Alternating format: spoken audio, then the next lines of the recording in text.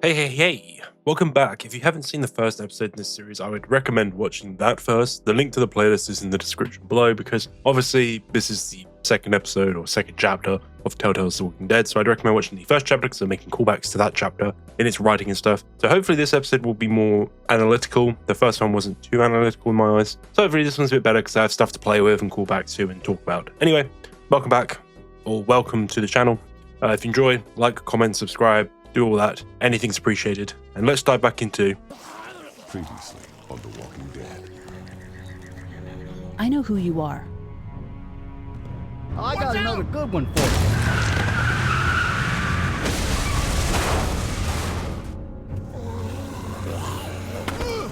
You've been all by yourself through this? Yeah, I want my parents to come home now. And you keep an eye on that front door. You're our lookout. It's Doug. You got it.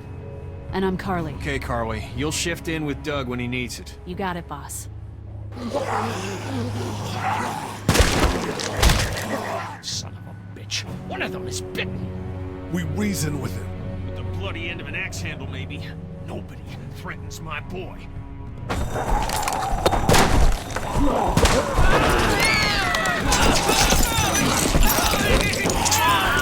my god. And I don't give a shit about what happens to you. But if anything happens to my daughter or that little girl you've got with you, you watch your ass.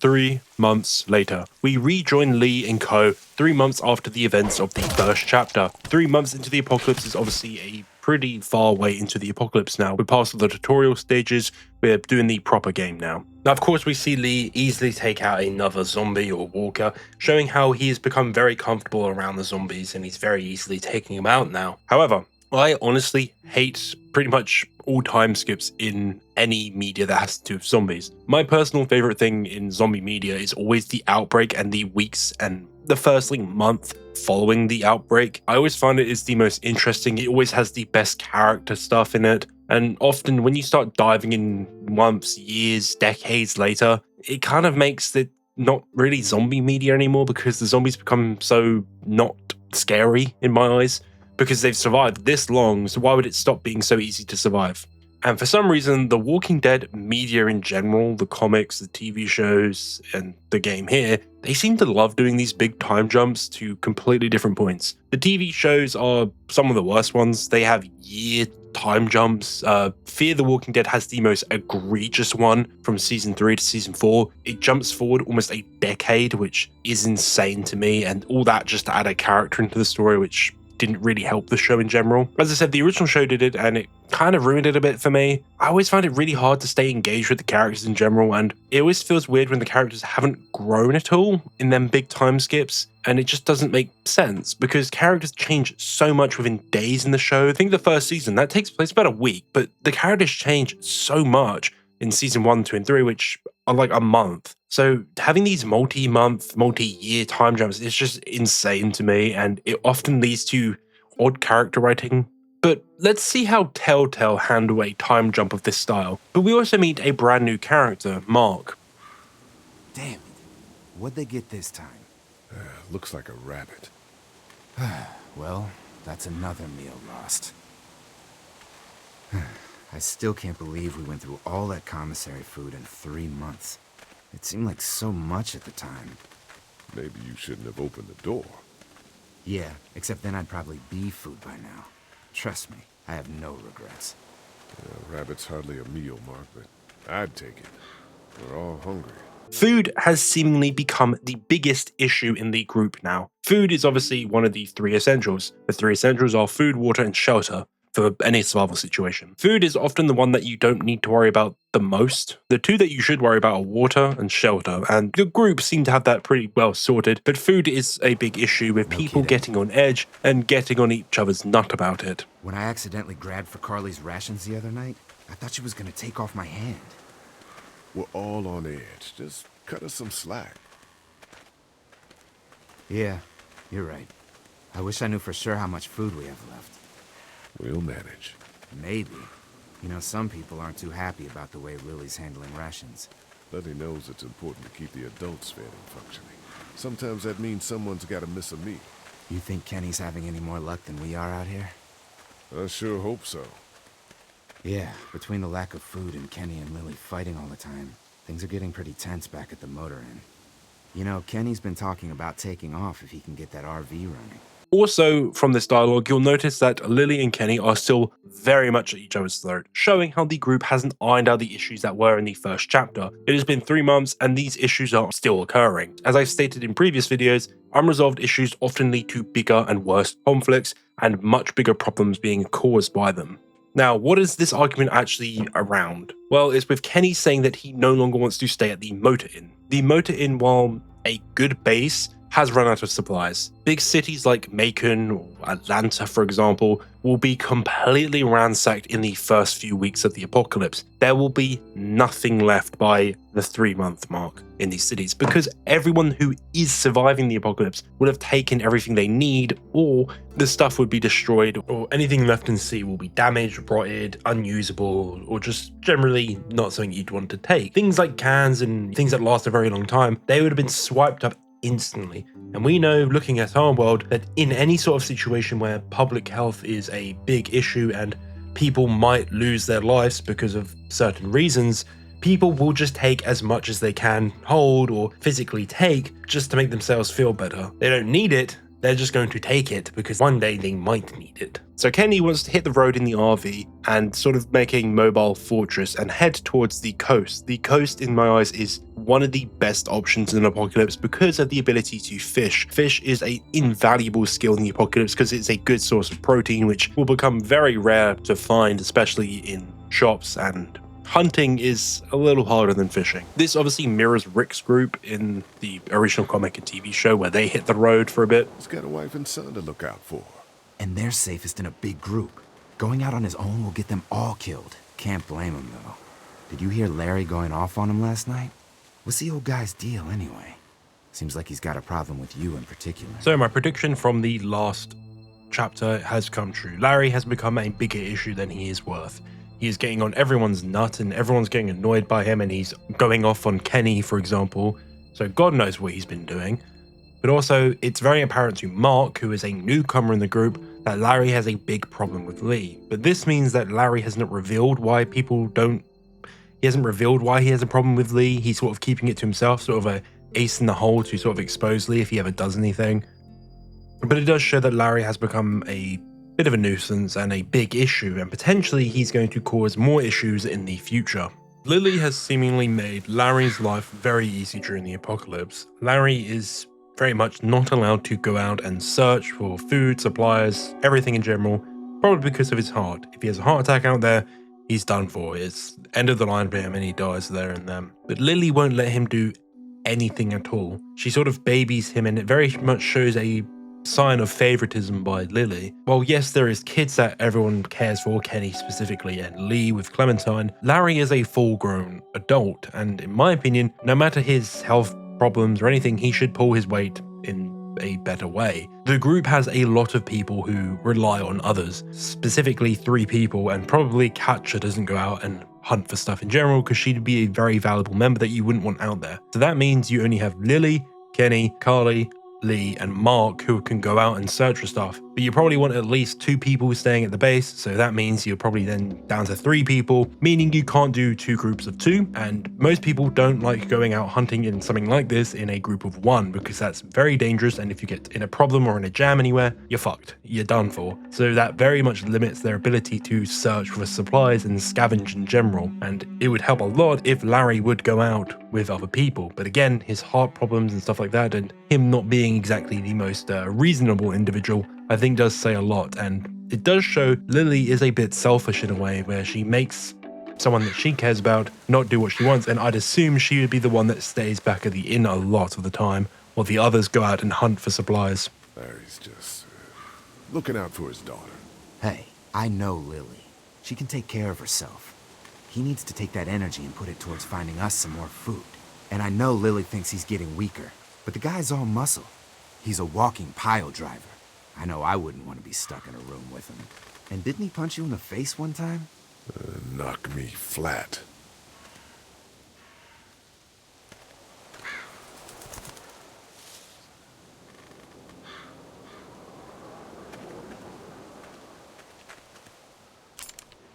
Now, Mark eyeballs a bird. Now, this bird, obviously to us, indicates how desperate the group has long become shot. for food. I'd hate A to waste single bullets. bird that would Trust not me, feed anyone if I don't think fully I can hit is it, I so won't shoot. desirable that wasting a bullet on it is seen as worthwhile.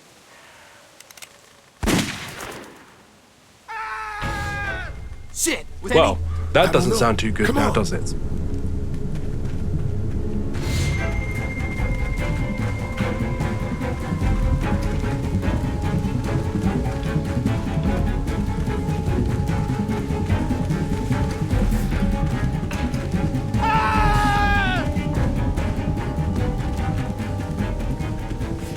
Investigating, we now find one man and two older teenage kids, and yeah, his foot's in a bear trap. Jesus Christ.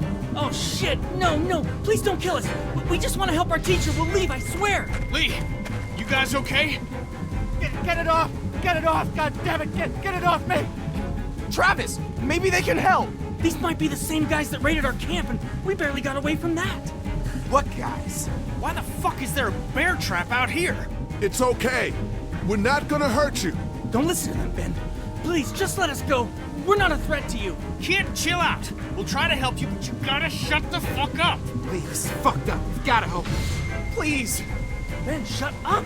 My dad was Special Forces. I know what I'm doing. just see if you can get him out. After that, you can leave us or whatever. I don't care. Please. Gotta get him out of there. Oh God, thank With you. one trapped in the bear trap, the other two comment about a camp of raiders raiding them. Well, Lee being the good man he is, he does want to try save the man and free him from the bear trap. But there is one issue with this bear trap. The release latch for the bear trap has been completely removed, so it cannot be manually opened. The chain is way too strong for the axe to break through it, and the rock next to it is just a rock. Even using the axe to try pry open the bear trap, it's clamped shut. That thing ain't opening for anything. So the only way to get David here out of the bear trap is by cutting a part of himself off in order to save the rest of him. Reminds me of that Tom Hardy quote. Oxford. He goes, yeah, the floods. Do you remember the floods? So, yeah. He goes, do you remember that boy who got his foot stuck in a grate and the river kept rising? And he kept rising. And he kept rising, and eventually they tried to get him out, but he drowned. Yeah. He goes, well, that wouldn't have happened to me. Do you want to know why? I went, yeah, sure. He goes, because I'd have said, cut it off. Nah. Tom, what I'm trying to say is, right? What I'm trying to say is, son, is sometimes, yeah, you've got to cut a little piece of yourself off, yeah, no matter how much it hurts, in order to grow, yeah, in order to move on. Cut it off. Emmett, cut off his fucking leg. We don't have time for that. We have to go now.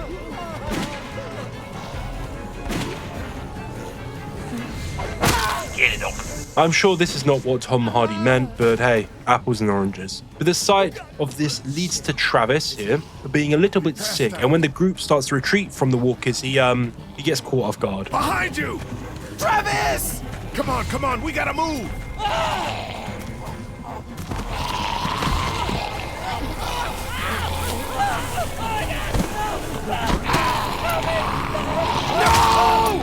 Well, the rest of the gang, with David as well and Ben, now lead back to the motel, but what if we don't cut David out of the trap fast enough? What if we take too long or we don't commit to cutting his leg off? Well, instead, this happens. Now! No! No, don't leave! Yeah, we leave him, but Travis, being ever so dumb, and obviously his dad being in the military, No! We can't leave Mr. Parker like that! Give me the gun! Give it to me! he grabs the barrel of a gun and brings it to his stomach. This guy was asking to get shot and was doing the dumbest thing possible. But with Travis being shot in the stomach, we take Travis and Ben back to the motel and leave David there to be eaten by the walkers. So no matter what you do, one of them will die.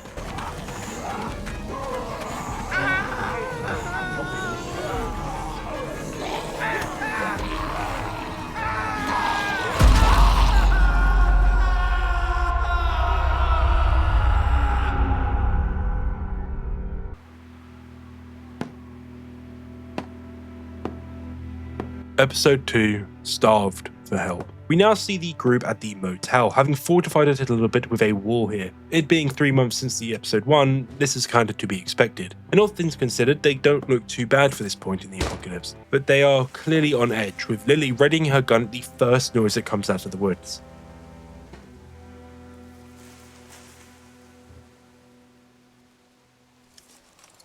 This might not seem like a lot, but to me it indicates that the group have been in conflict with either a lot of walkers, or the bigger issue at this point would be other people.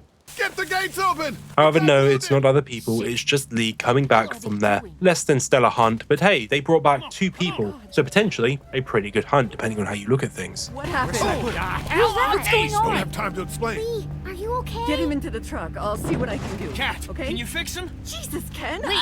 I don't know. Lee! What the hell? You can't just be bringing new people here. What are you thinking? Now we see a clear argument being set out amongst the group here. One side you have Lily saying they need to isolate themselves from the rest of the world and stick together hard in order to survive. But others believe that they should join up with others and hope that they are just as good as them and are willing to help them as much. Now Kenny and Lily obviously they argue about who's leading the group, with Kenny saying one person cannot and should not decide everything. And I do agree with this, but what do you do in this situation? Well, most people would say, oh, we should have a vote. We should vote for things. And unfortunately, most people cannot make the hard decisions that need to be made in an apocalypse situation like this to keep them alive. And voting slows everything down. If you've watched the actual Walking Dead TV series or read the comic book, you kind of think of Rick's speech in Alexandria. Some of the people are, let's say, not ready to make these decisions themselves and need someone to guide them through the world. Otherwise, the name of the game, you die. But some decisions, I believe, should be looked at from a more democratic stance. Because, hey, most great nations were built on this system, so it must work in some way. Now, Lily has been defaulted to the leader person in the group. She's the one that people go to and ask things about and say what they want to do and basically plan with her. She has final say in the group in general. Is this for the best? Probably not. To me, Lily is not a great leader. Just from chapter 1 itself, we see that she is a more selfish character, doing whatever it takes for those she cares about, i.e. her and Larry, to survive. And she isn't perfect. Even though she does care about the wider group and she does do everything she can to help them survive, she cracks under pressure. When her dad had a heart attack in chapter 1, she closed off. She didn't do anything after that, and she didn't know what to do. All she did was sit there and take care of him. Obviously, you need to do that, but she didn't tell anyone what to do. She didn't instruct people what she needed. She just sat panicked. It was Kenny that actually led people and told them what they need to do, and Lee later on when Glenn got in trouble. To me, Kenny and Lee showed much more natural leadership skills than Lily. While Lily may be hot-headed and aggressive, to me her bark is seemingly much worse than her bite, and by a lot. She says a lot, but she doesn't actually seemingly do a lot. She wants to make the tough decisions and believes that she is in the right, but she doesn't. Even the food situation, which is a big problem and they need to ration out food and they only have 4 items for 10 people today, she pushes it off to Lee. She doesn't follow up on her ideals of being a good leader. She isn't a good leader. She wants other people to take responsibility, and to me, a leader who gives up is someone that shouldn't be in a leadership position. Again, a weak leader, crumbling under the pressure due to the judgment of others, something a leader cannot do if they want themselves to survive as well as the group they are leading. So again, let's compare her to Rick Grimes. The reason Rick was such a good leader was because he was willing to tell people what to do, even if it made them uncomfortable. Look at Rick in the first few seasons. He made some pretty bad seemingly decisions, but they were pretty good decisions, all things considered, and he made the best of a bad situation, which honestly is pretty good. And then look how he was in Alexandria. He led them people to become people who could survive the apocalypse because he made them realize that they are not going to survive if they carry on. While it was an unpopular thing to do, he knew he needed to do it. But of course, Rick does make mistakes in the show and the comic book. No leader is perfect, they never will be. But the best thing a leader can do is be responsible and understand that they have a lot of weight on their shoulders and they need to know what they're doing. You know what? I'm not doing it tonight. You do it. There's today's food rations, but there's not enough for everyone. Good luck. Food-wise, 4 items as I stated for 10 people. Not a great situation to be in, and you have to choose who you want to give food to, with everyone looking at you with envy, and no one will be happy with your decisions. That is very clear.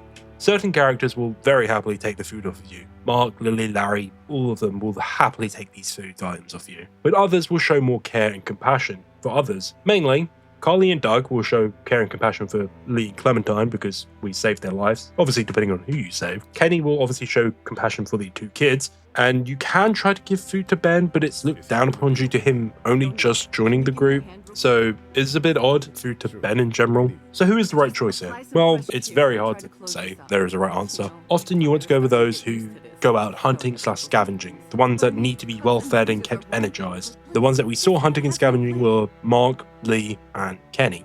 But Kenny won't take food unless the kids have been fed, so yeah, that's 2 pieces of food. So who would I give it to? Give it to whoever you like. Whoever you like the most, I would say give it to them. In my eyes, give it to the 2 kids. Try give it to Carly, she'll reject it. So give 1 bit to Kenny, and then the 4th bit you can give to whoever you want. Maybe Mark, maybe Lily if you want to. Or if you want to try to be nice, give it to Larry. But if you do give food to the kids and not Kenny, he does tell us something that I do believe very truly. Hey, it was a tough choice, but you took care of the kids. That's what a real man does. Never heard truer words, my brother. But before we give them food, we can chat to the rest of the cast to get an idea on how things are going. Starting with Lily. Talk about you and Kenny. What about us? They're arguing. It's getting pretty out of hand. You know people notice that. Look, I'm working my ass off to make sure we have a good setup here, and Kenny just doesn't appreciate that. All we need is food. But there is no food. You know that better than anyone. Well, we'll just have to find some. Maybe we should think about leaving the motel. God, not you too. I know Kenny wants to leave. I think that's why he's so eager to get the RV working. But this is a good spot. We're protected, we're close to the drugstore, we have a routine now and it's working. For now.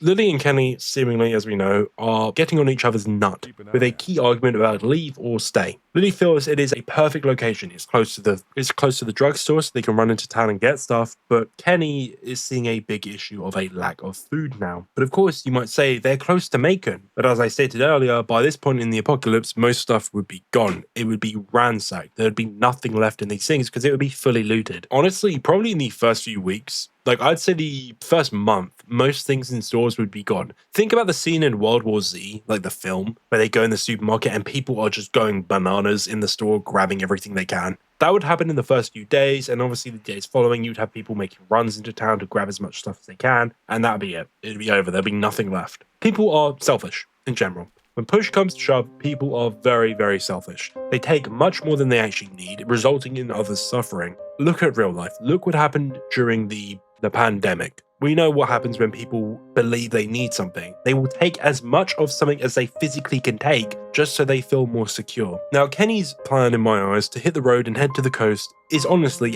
it's a perfect plan. There is nothing wrong with going to the coast in my eyes. It is only a net positive. What is the bad thing about going to the coast? Bit windy, eh?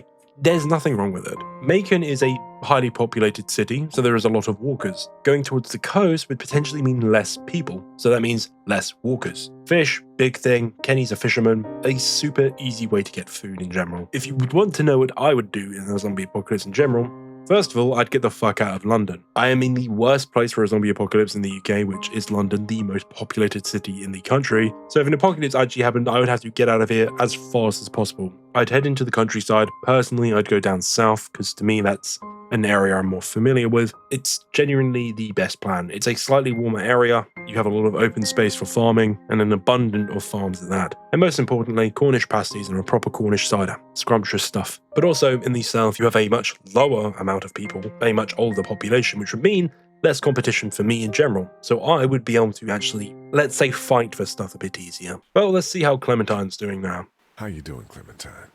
Okay. Where's your hat? I don't know. Can you help me find it? Sure. When did you lose it? I had it a couple days ago. I promise. If I find it, I'll let you know. Thank you. Clem has lost her hat, and we promised to look for it for her. Asking Clem about her walkie-talkie, she seems very worried about her parents, hoping that they will come home soon, but we know they ain't coming back. But like Glenn said, hope is something you should maintain in a hopeless situation. So we do try to maintain it, because if you lose hope, you lose the will to live. So what about this new guy? Ben Paul, he's called. I don't know, but Kaja will do her best. I promise.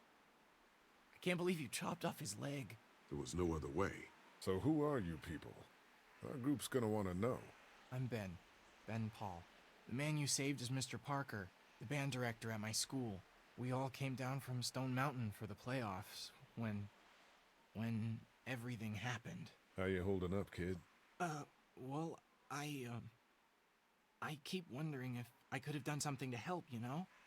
Some kind of, I don't know, something. Ben feels very guilty about not doing anything to help with the situation that they were just in with the bear trap. And he does show a level of concern about the person who you brought back, with them surviving, either Travis or David. But Ben seemingly is part of a sports team. And he's saying that they went to playoffs, so I'm guessing it's American football. I could be wrong. So to me, that indicates that Ben is relatively in shape. And honestly, a very good addition to a group in a zombie apocalypse. A healthy, young person. This is the best person you could find. They will become very rare to find, and they will become very hard to get younger people to join your group. So having them in your group will help with scavenging and just general work, because they have a lot of energy, young people, and they can help a lot out. They will be nothing but a benefit in my eyes. What about Duck? How you doing, Duck?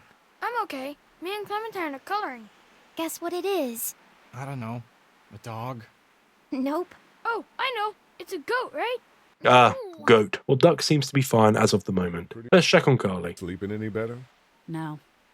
I know we should be grateful for beds, but no, I'm not. Drugstore?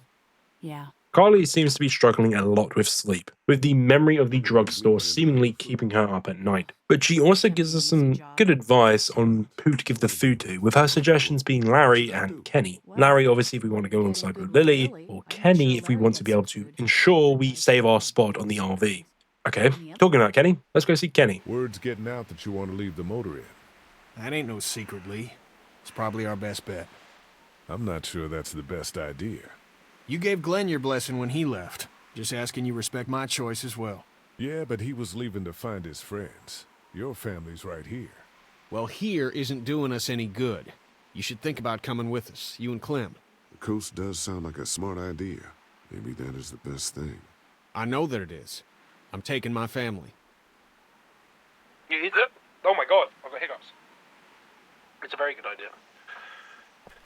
Yes, Coast is a good idea playing Croc, who was breathing incorrectly and somehow gave himself fucking hiccups. You fucking idiot. Well, let's go check on Mark and Larry. Will you hold the damn board steady? I'm trying. I didn't realize I was getting this weak already. What do you want? A handout? Oh, I got 60 cents in my pocket, if you'll shut up and quit being such a pansy. Hey, you holding up okay, Lee? I was pretty fucked up back there, having to cut that guy's leg off. Yeah, I just hope Katja can save him. You ever miss the Air Force Base? I mean, this wall isn't exactly military standard. No way I'm going back there. You saw what it was like when you guys picked me up. Completely overrun. We now get a sight into the state of the world. The military was overrun when they went to the military base, showing how the most powerful thing in the country has fallen. Once the military falls, that means the government's fallen entirely. This would indicate the state of the world. There is no heading back now. Without the military to bring control and order, who's going to actually control the general population now from just killing each other? They're in a hopeless situation, but they still maintain hope that tomorrow will be a better day. Now, Mark asks for some help with the wall by us giving him the axe we have, but Larry also wants it, and depending on who you give it to, the other gets slightly mad and a bit miffed about it, which is such an odd thing. Now, Mark does something I'd personally despise about anyone. Yap about a previous conversation to the subject of said conversation. If you said something bad to Mark, he then repeats it to Larry. But if you be nice about it, you do start to mend that relationship a bit, and Larry does feel like a bit of an arse. But I don't get why Mark feels the need to blurt out stuff, and this will become one of his worst traits. Mark very easily blurts out information, and for some reason is very loose-lipped, I'll say. He lets too much out, and honestly, it's for the worst in general. Now, what if we saved Doug in the last chapter? Well... Hey, Doug. What's up, Lee? What are you working on, Doug? I've worked up a little warning system for outside. How does it work? I set up trip lines at 4 locations, and each one triggers one of these 4 bells. So we'll know where they are and how long we have. Smart. So Doug has created a warning system around the motel, showing his prowess with tinkering with gadgets and gizmos. The warning system works on, obviously, bells and wires and everything, which is really cool. But obviously, Doug also talks about the issue with food in general, which the entire group is having. So there's not a lot actually to add here with Doug in general. Now I started giving out the food, starting with Larry to be nice, then Carly, but she refuses, saying she wants us to keep it for herself and Clementine. Me? How about you? You look like crap, Lee. When was the last time you ate? I'm okay. I want you to have this, okay? In case you or Clementine starts feeling weak. So then I gave the food to the two kids, and then Kenny. Then hand it over. I'm starved. Thanks. Not such an easy job, is it?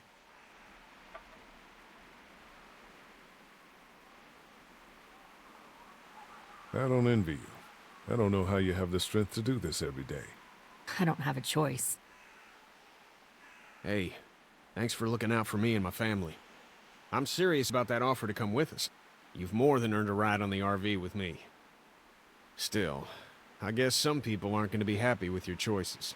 Now Katja has finished with whoever you saved. Approaching her, He didn't make it, did he? they didn't make it. They lost too much blood, which is not a good thing. And Kenny is seemingly very sick of people dying off. Ken, come back. There's nothing... Let him go, Katja. But... He just needs time. It's been a rough morning. that man you brought, I tried, but he was never going to survive. Well, at least he's not our problem anymore. What about the other kid? Oh shit, it's going down with some scrapping occurring, and whoever has the axe completely fucking misses the walker and swings it and jams it in the truck. But if Connie is alive, she comes to save us and shoots the walker in the head. But if you save Doug, he I got him!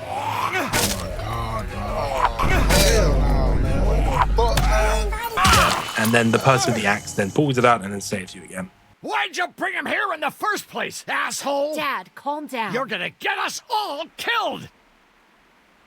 Why didn't you tell us he was bitten? What?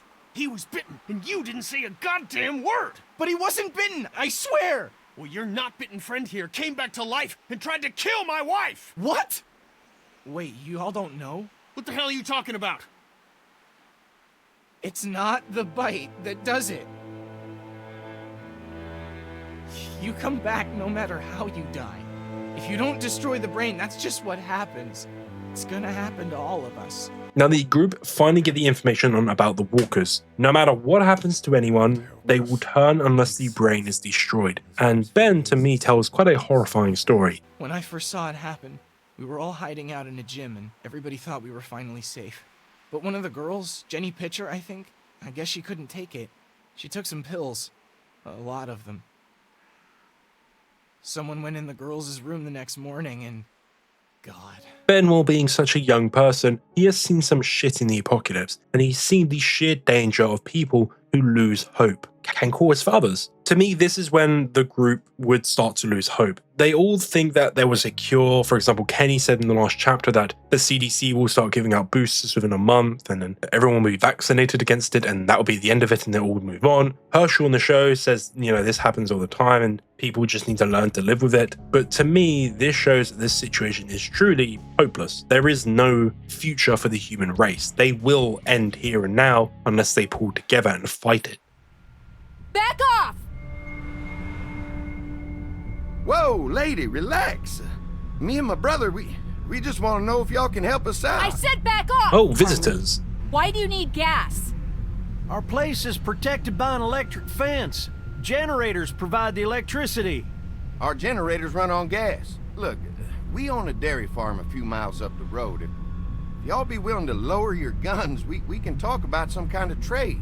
How y'all doing on food?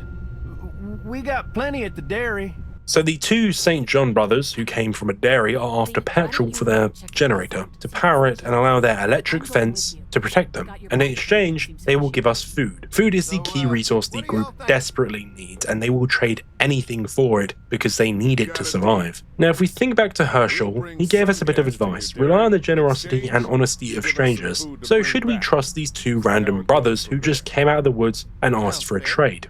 Well, up to this point, we haven't actually come across anyone who we couldn't trust. In the first chapter, we had Sean Green and Chet, then we had Herschel, the Herschel farm, Kenny and his family, And then the wider group, Glenn, Lily, Carly, Doug, all of them, and now Mark. They've all been very kind to us, and they've always looked out for us. And the people like the Greens, the ones that you will obviously mirror this family, these brothers too, were very, very generous to us and gave us medical attention and a place to stay for the night. And you might think, well, why would they stick their neck out for us? Well, think about the people in the drugstore. Think about Carly and Glenn. They stuck their necks out for us and saved our lives. So should we be wary of them? Overall, the people we've met seemingly have been very, very kind. Now, of course, we don't know the whole story up to this point because we jumped forward 3 months. We don't know everyone the group's met, but we can assume that they haven't really come across anyone that aggressive yet. But everyone that we know has been rather kind. So we should follow the advice of Herschel and rely on the generosity of strangers. But don't worry, even if you think, I don't trust these people, the rest of the group just outvotes you on a...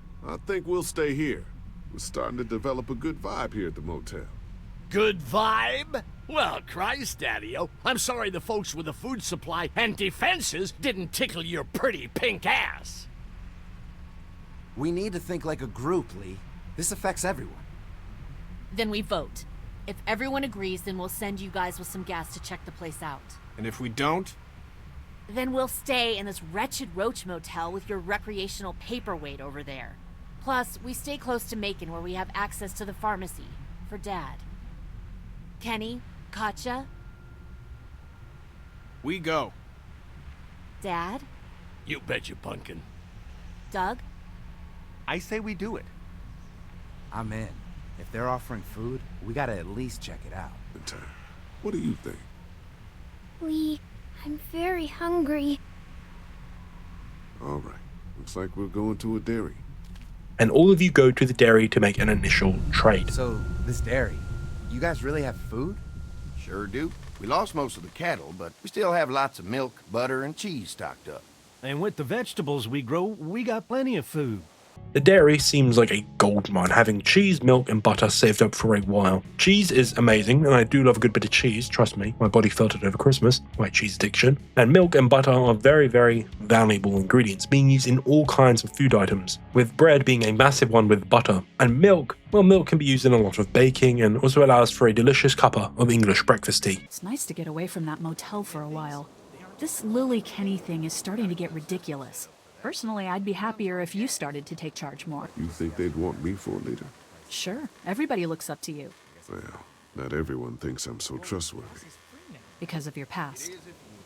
Does anyone else know? So Carly makes it abundantly clear that she is getting a bit sick of the constant bickering of both Kenny and Lily. She's making it very clear that it's pulling the group down and making life miserable, and she wishes that Lee would step up and fill the leadership role a bit more. And honestly, yeah, as I stated a minute ago, Lily has been put into the position of leader of the group due to her, let's say, more aggressive attitude and demeanor. While she speaks and says she's a good leader, I still don't think she really is. Her downright refusal to move on from the inn shows she doesn't look forward for the next few weeks, and she only looks at the problems that they're facing right now and doesn't think about a way to potentially fix it. She gets annoyed at people when things go wrong, and she believes that they shouldn't help others as their survival doesn't matter, only theirs matters. But a key question that will be raised throughout this entire chapter is, how far will you steep to survive? Will you cut a man's leg off to keep him alive? Will you turn away others to keep the current setup that is working today okay? It's a question you need to be constantly asking yourself. How willing are you to risk something which could lead to you losing everything? How far will you go to see the tomorrow's sun? Bringing in another person, while it may lead to another person who can search for supplies, which could mean, more supplies in general, which be found and being found faster, it also means another day's worth of food and water is lost each day. Or it could potentially lead to the complete destruction of the group if that person is working against you, or be a weaker link in the group and be exploited. Of course, Doug speaks here as well, and... Thanks for coming along, Doug. Sure. I'd like to get a look at that electric fence they talked about. It might give me some ideas for something I can rig up at the motor inn. Can an electric fence really stop walkers? Well, as long as the walkers aren't completely dehydrated and the fence has enough juice, yeah, it seems plausible. The electricity basically cooks you from the inside out, right? I guess so. So, if a walker stays in contact with the fence, it'll eventually cook its brain. Probably takes a while, though. And that can't be a good smell. Unless it smells like jerky. Man, I could go for some jerky. Ugh, I shouldn't have turned down that food you offered me earlier. That is one runaway train of thought. Sorry. What's that you got there? Oh, nothing. It's just a laser pointer I picked up during our last trip to the drugstore. Well, Doug doesn't really add anything here. He just goes on about the electric fence and what he could do to improve the general safety of our base back at the motel. So Doug is very much the person that is improving the motel and ensuring that the safety is a #1 priority. But to me, this scene here is when Doug and Carly sort of splinter out, and it becomes very apparent that Doug is, in my opinion, the worst option to pick in Chapter 1 due to him not having as many good character moments, which, in my opinion, Carly gets a really good one here in the next few lines that she gets. What exactly did happen with the senator? It was an accident. I mean, I pretty much knew about the affair. Sometimes I wonder if I should talk to the group about it. You don't have to. Whatever happened before things went to hell doesn't matter anymore. Not sure everyone would see it that way. Maybe you're right. Listen, over the years, I've reported on some pretty messed up shit. I've seen situations like yours 100 times. It doesn't have to make you a bad man. I really appreciate that. This is the sentiment I feel about Lee. While Lee did make a massive mistake, it doesn't need to define him. He can overcome it and strive to be that better person, a net positive for the world, which this chapter will directly challenge you on your own morals. But Carly will start to act as that character that sort of brings Lee back and makes him realize that he can change for the better and that he can become that better person, a person that Clementine can look up to as a positive role model figure in her life. Now, the brothers Andy and Danny are really interested in our past and about our setup at the motor inn. While again rely on the honesty of strangers, we live in a world where people will kill each other for scraps of food. So we should reveal very little information, and we should try to obtain as much information about them. We do not want to show them our hand before we even get a glimpse of theirs. Better to play it safe and just cool instead of raising the stakes. Now again, you can start lying to them about who leads the group and everything about that, but it means that you'll have to basically maintain this story like you did with Herschel. Personally, I don't think you should ever reveal who the leader of a group is. It might become apparent who the leader is, but if you reveal that can be exploited, which hey, that's what Negan did in the TV show. He often killed the leader in groups to basically heavily weaken the group, and that was a big mistake he made with Rick's group. Spoilers. He didn't kill Rick, basically. You think you're gonna cut me out of this? Shit, get down. No one's trying to cut you out of anything. You and Gary are always pulling this shit. Bandits? Who? Those look like the people who raided my camp. Who are they? Fuck you! You knew we were hungry, and you guys were keeping it all There's for only two of yourself. Oh no, there's Yeah, and you know what? We ate it all. What are you gonna fucking do about it? Don't worry, Danny and I got you covered if something happens, but let's just wait this out. Hope they move on. Fuck you! I guess he didn't get that Pop-Tart. Now this is the first time in the game we have seen another human kill a human. While yes, Larry did knock us Spark out, this is the first time we've seen a human actually kill another human. This displays that yes, people have gotten to the point now that they are desperate enough to resort to these actions. And obviously it's warning us about the potential future that we will face. We will face people who are aggressive enough to try kill us.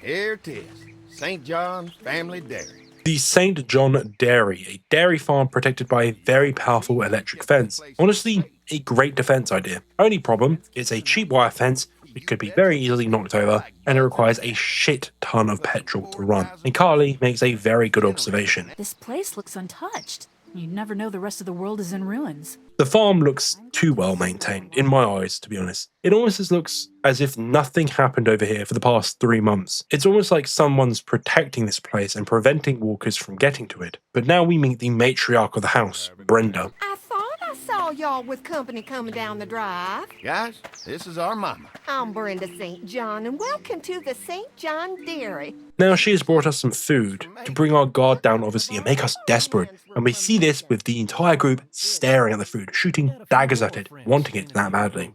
She again asks us about our leader, which we'll have to maintain our story from earlier, and you can mess it up here, and Andy gets a bit, let's say, inquisitive about your answer. Now, giving her the petrol, we now receive a few American biscuits. Honestly, when I was younger, when I played this game, I thought they were just bread rolls, and I was like, damn, there must be some good bread rolls if they were that desperate. But they're American biscuits, which we don't have here in the UK. Are things like a scone, which is a bit different. Wow. Your cow is sick? What's she? We have a vet. We could bring her here. Now this here from Mark is a big, very big, absolutely humongous, ginormous mistake. Mark is so desperate for food and so desperate to be in the farm in general that he word vomits out information about who we have in our group. This is something you never want to reveal to a random group of strangers that you've just met in an apocalypse. A vet is a very valuable person to have because A, not only do they have medical experience, they have medical know-how. They know what drugs do, they know what drugs to get, because while it is a vet, drugs you use on other animals, they work on humans. It's very transferable. Obviously, it's not fully transferable. They won't be able to do everything a normal doctor would be able to do, but they'll know what the fuck they're doing. They'll know more than most average John, Dick, or Stacy would know. So they are very valuable members of a group, and you should keep them safe at all costs. So why do we want to keep the safe from the St. Johns? They've been nothing but kind to us. Well, we don't know the St. Johns. People can be very deceiving. We don't trust them yet. While I guess they've given us food, we shouldn't let them know more than they need to. They only need to know that we have petrol, they have food, we need food, they need petrol. That's it. That's all they should know. Honestly, I wouldn't even give them our names, but they did that, and unfortunately, we now have Mark spewing way too much information. Mark is a massive dumbass. While Mark means good and he very clearly is a strong person to have in a group,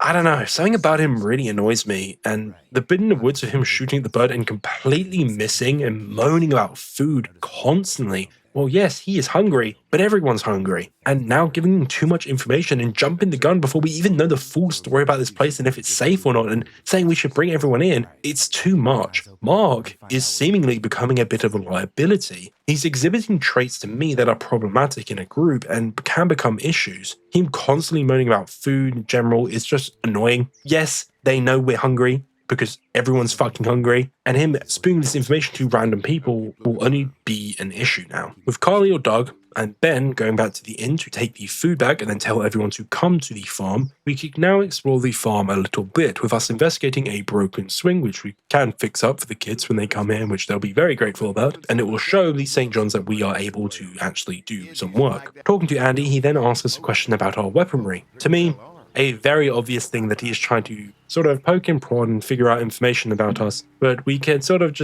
put it on the back burner and tell him like, yeah, we have enough and that's it, and we can ask them about what they have, and he gives us a bit more information than he probably should have, tells us how many guns they have, which they probably shouldn't have done. But something more interestingly, we can't be the first people you've invited up to the dairy. Well, no, we've made similar deals with other folks, trading for gas and food, but ultimately they moved on, looking for the people they lost contact with. An electric fence is enough to keep out walkers? Walkers? Is that what you call them? That's good. The old one wouldn't have, but Mac, he was our foreman, he figured out how to amp it up with the generators. We used to sit out here some nights and watch the sons of bitches sizzle and pop when they got too close. Closest thing to entertainment these days, I guess. These generators are enough to power the whole dairy? We got lots. We gotta keep trading for fuel as much as we can, but they all work together to do the trick. Like us. I'm gonna get to know the place for a minute. Okay, well, we've gotta secure the perimeter, so don't take too long. there used to be other workers on this farm and a previous group they traded with, so why aren't they here now? Well, they do state that some of the workers left to find their families and the other trading group moved on and stuff, which is believable, or is it? It's believable. Most people would move on by now. But trying to get to the barn... Hey, what are you fixing to do around the barn? Just trying to find more ways to help out. Well, I appreciate that.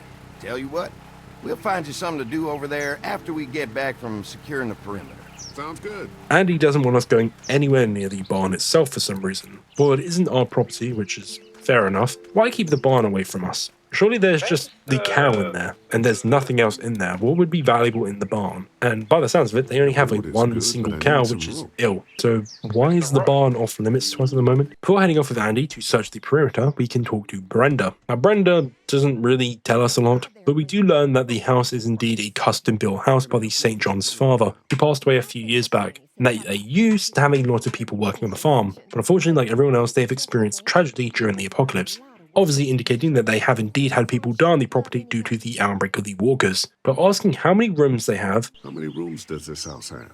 Rooms? Why do you ask? Brenda avoids the question, which is interesting, and she asks us to help out as much as possible. So we just move on and leave it at that. A bit of a weird thing to sort of dodge the question on about how many rooms are in the house. With no one else to talk to, we now head to Andy and we can now fix up the fence. Mark and I can help you with that perimeter now. Oh, good. The fence will stop a walker in about 3 or 4 seconds, but gets overloaded if we leave the husks out there. You know, Mark and I can clear the fence ourselves if you want to stay here and finish up with the generators. Well, that'd be great. I'll turn off the northwest section, and if you guys could strip them off and look for any weak points, well, that'd be a big help. Sounds easy enough. Stay attentive. You never know. So Mark and Lee now head off to fix the fence.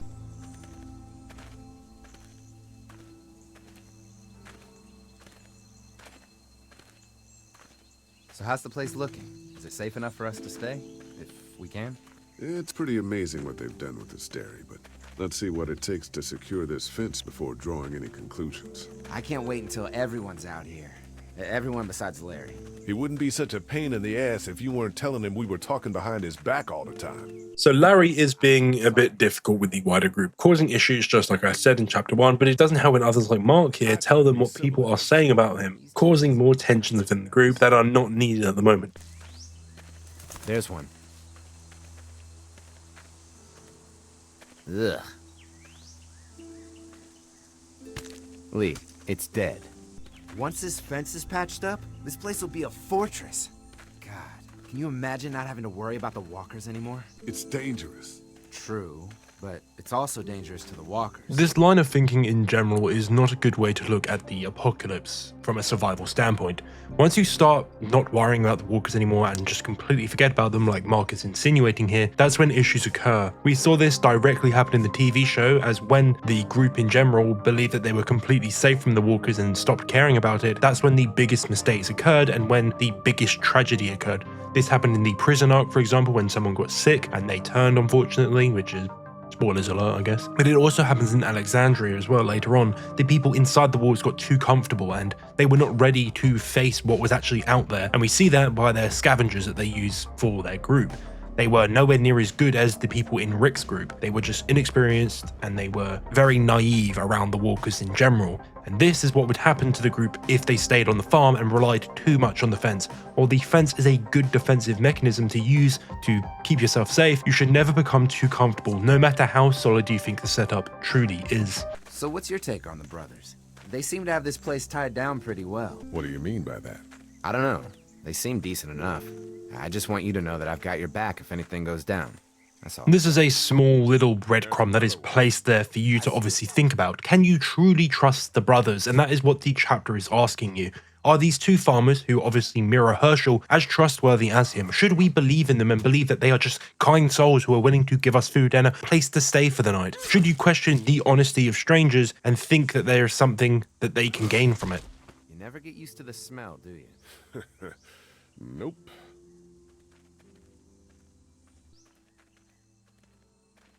Come on, I think I see where they're getting in. This one must have knocked it over trying to get through. He's tangled up in there pretty good. Come on, help me get this thing back in place so we can get Mr. Crispy off of here. I think we get better leverage from the other side. Good idea.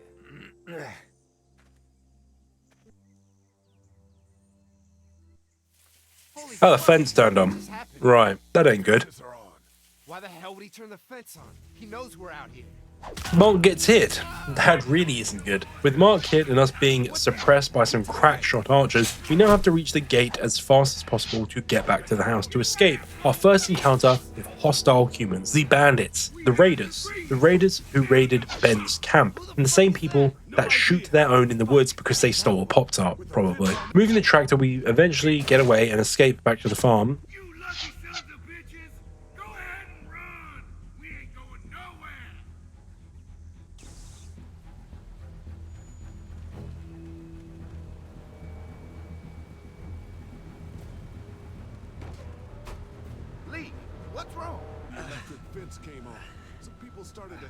Now, when they say that the fence came on and that's the reason they got trapped between it and attacked by the raiders, Andy says something quite interesting. I heard Mark yelling. Thought y'all were giving me the all clear.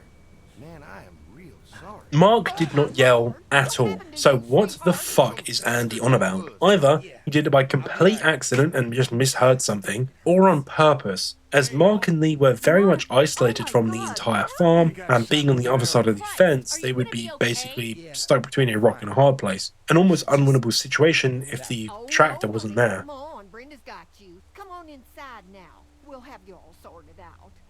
Well, you must be the What kind of veterinarian. shit is this? We ran into some people on the way up here. Bandits, I guess. I think it was them that attacked us. They gave us a lot of problems in the beginning, killed a bunch of our farmhands. We were able to get them to stop by making a deal. So the St. John's made a deal with the Raiders for protection, something you often see in media like this. You trade something for a group to protect them, but they don't protect them. Basically, you pay them to get them off your ass. And the brothers are not happy with the Raiders coming back and attacking them. So Danny says that he will go scope out the bandits' camp and try to eliminate them. But now, in this one event of Mark getting shot, the entire group now seems completely divided on the farm itself. Bandits? Are you serious? This place isn't safe. We can't stay here. Not safe? This place is a hell of a lot safer than that motor inn. I think all of us and our guns can handle a couple of punks with bows and arrows. What we need to do is find a way to get our whole group out here to stay. Take this place over if we have to. Whoa, cool your jets there, Rambo. These are nice people. Let's not do anything to get us thrown out before we eat. I'm gonna head out and help Dan deal with these bandits. You guys should try to make friends with Andy and Brenda while I'm gone. Well, that's easy. I got charm coming out of my ass. Yeah, that's real charming, Dad. Where's Ben and Carly? Since Carly... Now, if you don't fix the swing, Andy says he saw kids. Now, while he might have seen them through the gaps of the wall, I just think this is a bit odd and tells me that they have been potentially observing us for much longer than we know, because we didn't state at all, well, I didn't state in this playthrough that we had kids. So why would he know this? Because he didn't really get a good look on the group in general. But now we can talk to the rest of the group. Approaching Kenny, we can talk about the farm and the St. John's. Anything interesting? I was talking to Andy a bit earlier. Doesn't sound like they have too many guns around. They rely mostly on the fence to keep them safe. So long as you're on this side, things are all right. Provided the fence holds out. Well, that's the problem. When there's no more gas, there's no more fence. That's true. Well, it's good to know what we're working with here. Keep looking around, and let me know if you find anything else. I guess, Lily isn't too thrilled about being here. I could give two shits about what Lily wants. Duck and Katja need food. Kenny states that Lily's judgment is clouded. Now, honestly, it does seem Lily's judgment has become very, very clouded. She wants to survive, but she is seemingly opposed to going to the St. John's in general to get food, which would be the most normal thing to do. We know it's a farm, so even if they're bad people and they try to do something to us, just deal with them. Either kill them or incapacitate them and loot them, and that's the easiest thing you can do. To me, Lily just wants control. She doesn't like that other people are giving her stuff and basically working with her, and that we ourselves are potentially taking control of the situation as well. She seemingly wants to do everything herself and get everything herself, and she doesn't want anyone to help her do it. She wants to tell us to do something, and she wants us to get it, which she can then take responsibility for. She's very controlling in my eyes. While chatting to Clementine, she asks us to push her on the swing. Happy to push you on the swing. Mind if Clementine takes a turn? All right, Duck. Let Clementine have a try for a bit. Okay.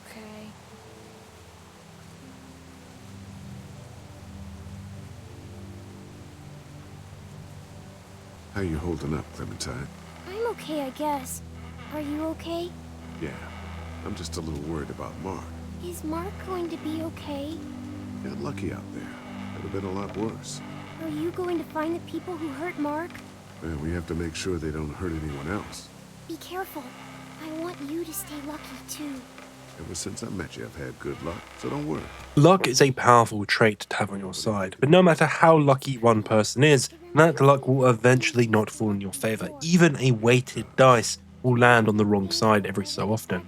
I honestly love this scene so much. This to me is when Telltale's The Walking Dead is at its best. Just these two characters just growing and show that they do care about each other as each of them look out for one another. Despite Clementine being such a young child, she still worries about Lee, and she's growing this relationship with him to become more of a daughter to him and Lee to become more of a father to her. I love it. It just displays how they've grown even closer since the events of episode 1. Of course, it's all yours. Yeah! Okay, Duck, don't pop a gasket. Let's go have a chinwag with Lily. Lee, oh my god, I'm so glad you two didn't get killed out there. Do you think Mark will be okay? Wish I knew, but I think he's in good hands now. Yeah? It's not too bad? They'll be fine. I've seen guys go through worse. How could you all bring us to this place? Why is Lily angry? Well, she was one of the people that was up for coming here, and now she's blaming us, saying that we shouldn't have brought people here in the first place. I just find it a bit odd, and it seems very contradictory to come from her. She was very for going to the farm, and now she's very against it and annoyed that we're even here. It's just odd. She was also annoyed at everyone for blaming her for the things that are going wrong. She is just as bad as everyone else. She's blaming Lee for what happened to Mark, something completely out of our control that we had no idea was going to happen, and then blaming us because we brought people here, which is just very odd to me. But again, should we worry about something that is out of our control? The aggression of strangers, should we worry about it? Yes, of course we should worry about it. Even though it's out of our control, we should prepare for it, make sure we're ready to deal with it. Now, if you back Lily up earlier, you can back Lily up about hope. Hope that the motel will get better and things will get better in general. Hope versus survival is a point that will be challenged in this chapter. Should you focus on survival just to see the next day, or should you work towards a hopeful future, a future that is even better than today?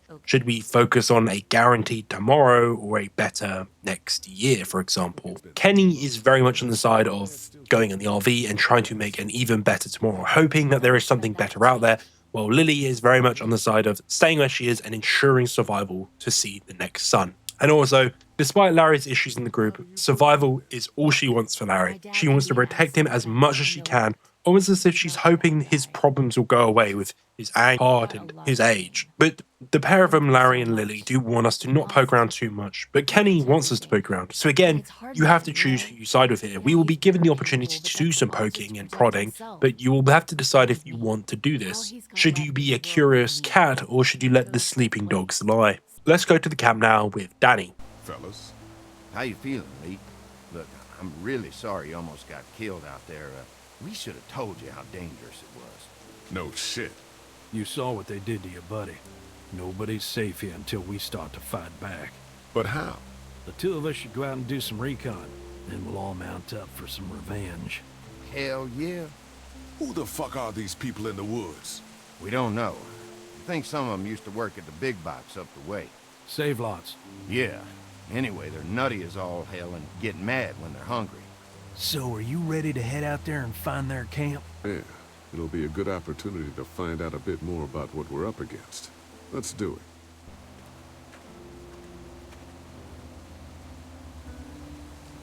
Are you going now? Yeah. I'll be back soon, Clementine. Please be lucky. I will. Leaving the farm, we now enter the woods with Danny and Lee eventually finding some empty cans and an abandoned camp. The pair approach ready for combat, but it is deserted. No one is around. So we start searching the camp, and you'll find some empty boxes with a bunch of empty cans, and some are from the dairy, but others are from a place called the Save Lots, the store that Andy was on about and the place where the raiders are from. The St. John boxes obviously confirm to us that yes, these are the people that the St. John's are trading with, but looking around the camp, you notice that someone's been here recently. The cans have been recently eaten out with because they're probably still wet inside. The fire is still smoking, indicating that it's still warm, and you'll also find a disposable camera on the table. A video camera. Let me see that. Battery's dead, though. Oh, good. Danny seemed almost relieved that the camera didn't have any batteries or didn't work at all. I wonder why, almost as if there was something on it that he didn't want us seeing. Entering the tent, we now find a large sleeping bag and a child-sized sleeping bag, and a photo frame of their mother and a daughter, obviously telling us who was here then. But inside the child sleeping bag, we find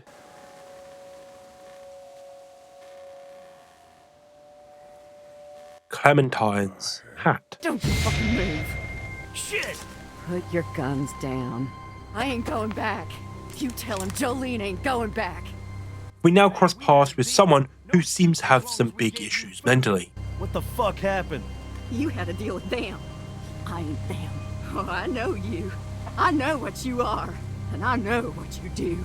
You don't know. This piece of dialogue is obviously the biggest hint that something is wrong with the St. John's. We've had many breadcrumbs and hints be laid out for us to tell us to be wary of them. But this one is very much to tell you, if you haven't clued in on it yet, that you should be wary of them, that you should think about who you are dealing with here. Jolene here specifically used to be part of the Save Lot group Bandits, but the Bandits took her daughter away from her, and she lost it mentally. She begged them for her daughter back, but they didn't bring her back. God knows what they did to her, but unfortunately, bandits and men who are willing to do something like this to a child, we assume the worst. Her taking the hat tells us that she got it from Clementine. She is so delusional that she believes that we stole Clementine from her. She believes that Clementine is her daughter. But she starts to accuse Danny of something rather interesting. Go on, tell him, boy. Tell him what you got in mind. It's very clear Danny wants to hide something. He didn't want us seeing the camera, he doesn't want Jolene speaking too much. With him shooting her without hesitation to shut her up, it also indicates this to us. He wants her to not speak. You straight up murdered that woman. Hardly. She had a crossbow pointed at my forehead.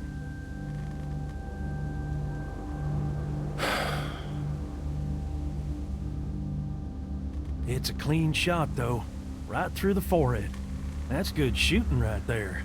Yeah, Danny is rather odd. The entire time you had the option to shoot Jolene as well, which is obviously testing how quickly you're willing to go to violence to protect yourself from someone who could kill you. But Danny is very strange in my eyes. There's something about him I don't trust. Returning to the house, Danny again talks about people like they are monsters. Man, that was a hell of a ride, huh? Jesus, Danny. What? You ain't getting soft on them, are ya? Not after what they did to your friend. It's just a bit odd, really. And approaching Brenda, she yaps a bit of course, and Kenny and Lily are in an argument again. Then screw it up for everybody then, why don't you?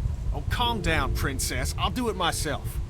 They still haven't stopped this, and they will keep doing it over and over again, and to be honest, it needs to be resolved before it blows over. And I hate it when, in real life, people don't resolve arguments like this. They just allow it to keep happening. Resolve it and sort it out. We're told to head to the barn, and Clementine waves at us, but now we can go have a chinwag with all the people again, starting with Danny. Hello. Glad I got to use her today. God, it's so My girl here. You really like that gun. What's not to like? Just kinda creepy, that's all. Times like these, a 243 will keep you warmer at night than any lady I ever known. Yeah, he's very, very odd. I'm gonna go wait for supper then. It'll be a good one. God, so weird. He is so fucking weird. If this was me, I'd be like, yep, this brother is not to be trusted. Yeah, I would as well. Wait, that's me. Now quickly we can grab a multi-tool from the toolbox, which you will need for the main puzzle in this area, and talking to Lily. Hey, so what happened at the camp? Did you guys find any more of those guys that hurt Mark? We found a woman in the woods. She was talking all crazy and had a crossbow, so Danny killed her. Holy shit. Was she one of those bandits? I don't know. I think she was trying to tell me something, but then he just went off. I don't like this, Lee. I still say we should go back to the motor inn, where we at least know what to expect. Same, yeah. I think we should go back, but people are desperate for food and will do anything for it, and that will be tested soon enough. He comes over and starts talking about searching the barn and that these people are hiding something. Kenny seems suspicious of the barn, and Lily thinks we should just grab the food and dip, obviously indicating to us that she very much does not want to be in this engagement with these people and avoid spending as much time as possible with the St. John's. But Kenny wants to use the farm for as much as possible, and he wants to figure out what the St. John's are hiding. Entering the barn, we find Kenny's family, Clem and Andy.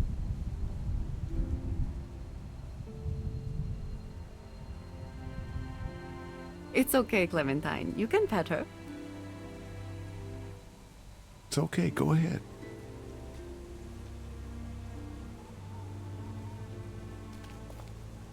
Whoa.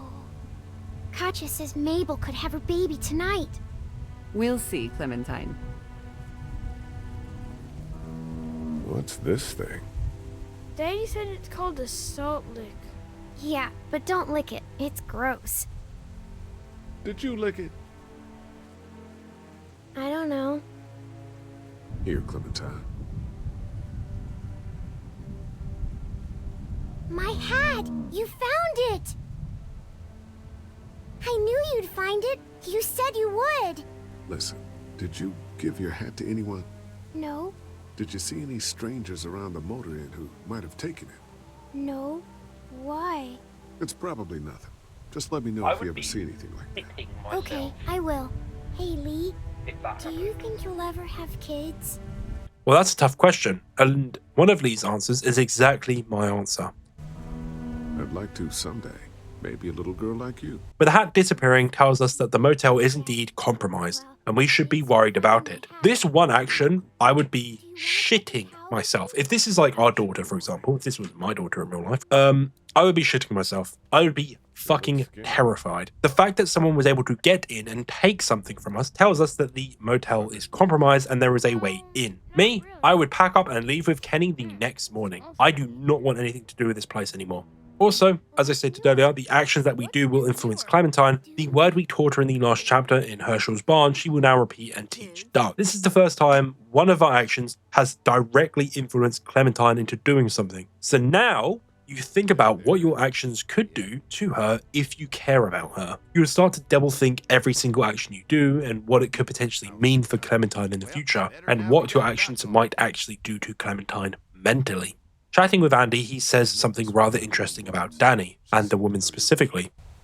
Yeah, he probably talks a little more than he oughta. This is a very clear sign that the woman had some sort of link to the farm itself, and that she was potentially actually going to tell us something that we needed to know, and that Danny has revealed a bit too much and that we could potentially be clued into it, which most people would be by now. Investigating the barn, there isn't really a lot to see, with only a couple things of hay, which Duck wants to play on, but we tell him to hop it. But once we get to the back door of the barn, Kenny approaches us. You found it too, huh? Lee, they're hiding something behind this door. I got a quick look. They got boxes of stuff and something metal and sharp. Don't get paranoid. It's my job to be paranoid, Lee. I got my whole family on this farm right now. How about you? What about Clem?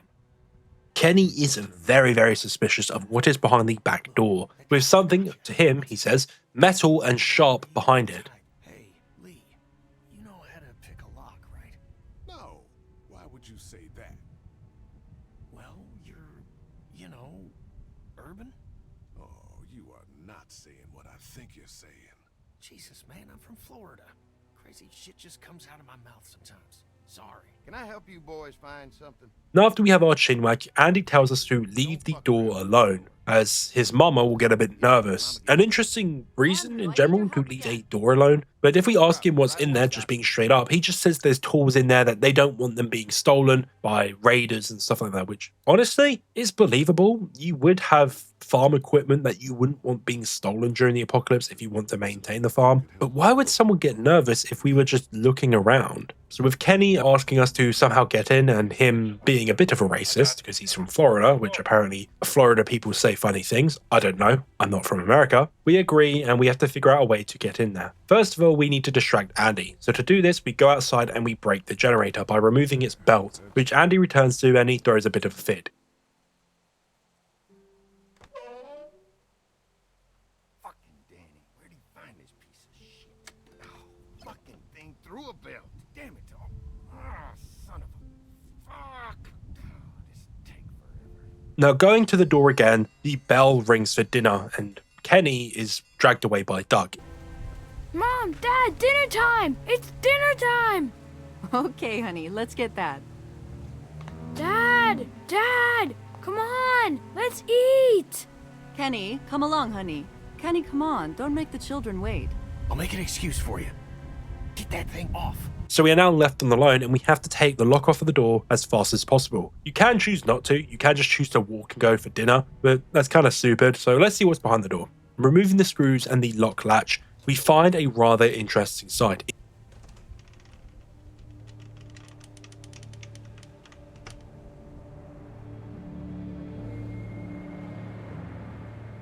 Now this room is very, very suspicious. Obviously, if you don't have any knowledge of farm stuff or health standards in general, you might think, oh, this is just a butcher's room. Yeah, but it's also way too dirty to be a butcher's room. And two, the equipment in here is, some of it's overkill in my eyes, but also it's too small for cows. Cows need a very big butcher's room. You're not getting a cow in here, I'll tell you that much. But also on the table are the bear traps, the ones that we saw in the woods which had the release latches removed from them. These bear traps, as I stated, are only effective on humans. Animals, you don't want them to be stuck in it forever. You want to be able to remove the trap there and then. Removing the release latch makes it more of a pain in the ass to get the animal out of the bear trap when you want to eat them. Walkers, they're useless. A walker will very easily rip itself apart. We did this earlier with the walker on the tractor. We tore it in half. So a walker would just lose its leg and just walk off.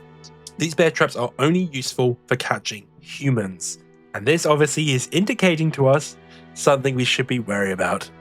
Look, I just came in and found the door open like that. Probably my idiot brother. Hey, was anyone with you just now? No. Not the doc?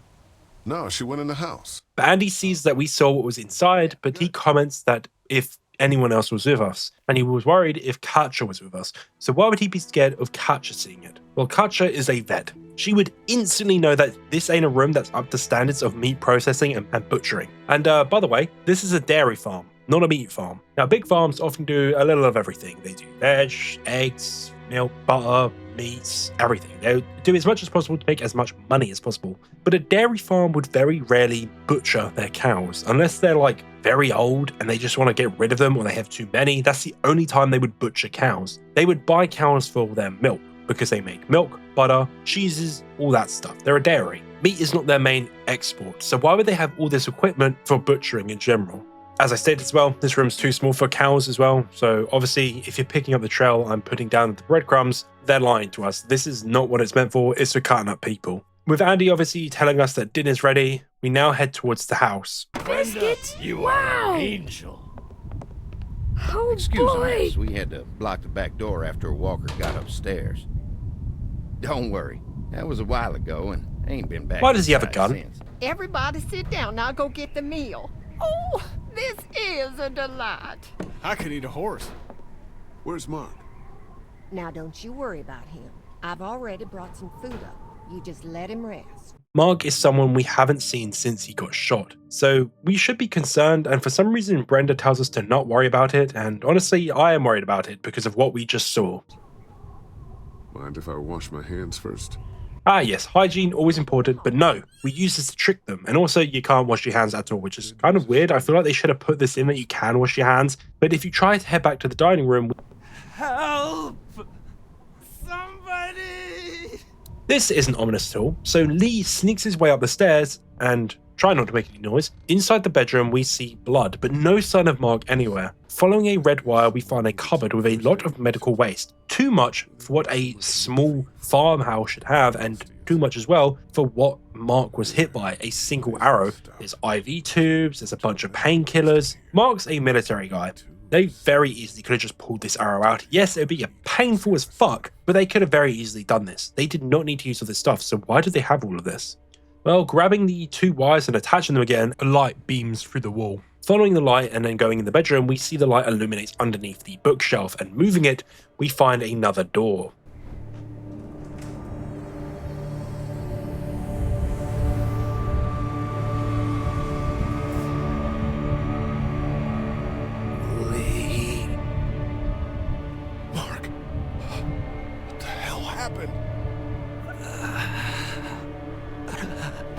Brothers. What the hell happened to your legs, man? Don't eat dinner. The fuck? Well, it looks like the hints were not wrong, and they are indeed serving people, and Mark tells us to not eat the dinner. Now, we do not want Clementine eating any of it. Now, you can fail it, and she can eat it, but nah, I would never let her eat it. I ain't that kind of guy, I'm built different.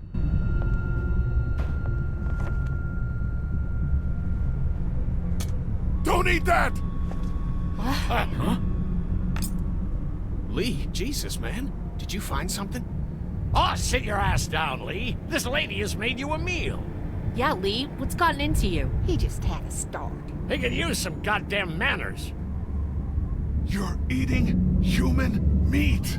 That's crazy. What the hell? Ridiculous. Scaring the kids, Lee. Lee, what the hell is wrong with you? Don't indulge him, Lily. There's always something with this guy. Mom, I was eating that. What is going on? We need to get the kids and everyone out of here. We need to go now. Everything could have turned out okay for you folks. He would have died anyway. We gotta think about living. Settle down, honey. Growing up in rural Georgia, you're taught not to waste.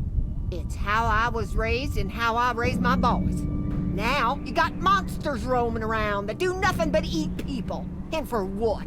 to continue to rot till they eat some more. We think we can put that meat to bed or You're all sick. Sick in the head. Lee, that's not a very nice thing to imply. Andy is right. We go after folks who were gonna die anyways, one way or another. Thing is, Mark was not gonna die. He was only shot by an arrow. Like y'all. Clementine, run! Nobody's going in. Okay, let's pause real quick because holy shit, a lot just happened here. So the St. John's obviously admit to eating people. They are using them to ensure their survival, to ensure they see tomorrow. We now ask a question again, how far are you willing to go in order to survive? Would you be willing to eat a person to see tomorrow's sun?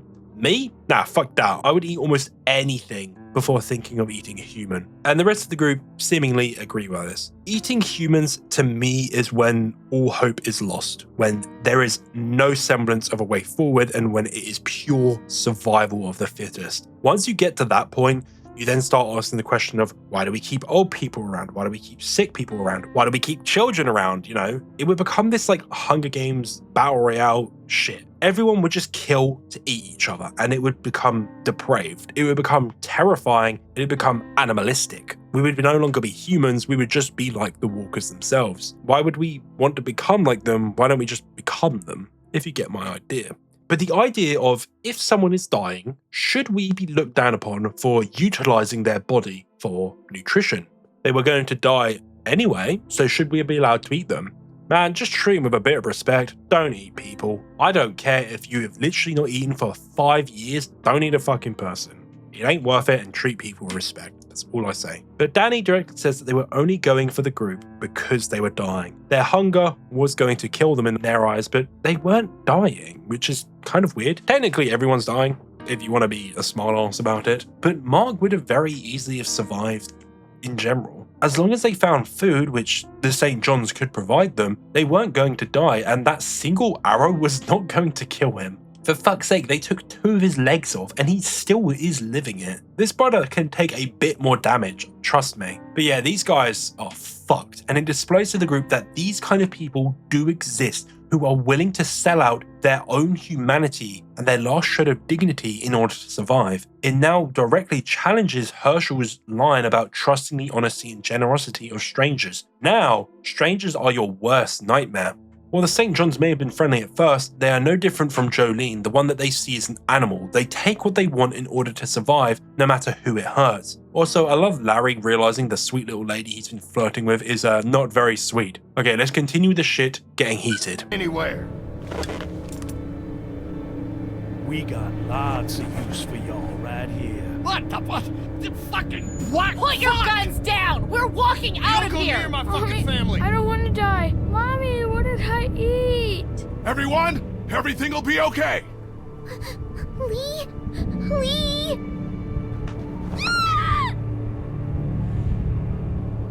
I'll kill you!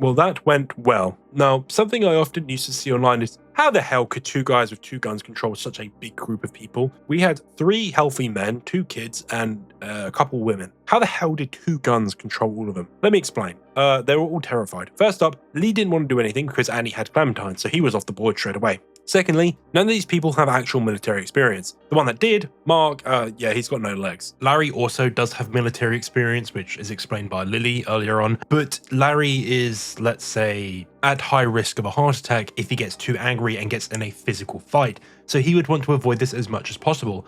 But also, Larry doesn't really care enough about other people. I think if, for example, Lily was grabbed and put a gun to her head, Larry would actually do something to try and stop that, but he doesn't really care enough and he's not getting worked up enough to do anything. Also, Larry has not been in the military for a good few years. He is retired, so he's probably terrified of the situation as well. They are normal, everyday Joes. Guns to most people are fucking terrifying. And a group of people caught off guard and are not willing to risk their own skin For example, Lily is very selfish, Larry is very selfish, Kenny in a way is pretty selfish as well.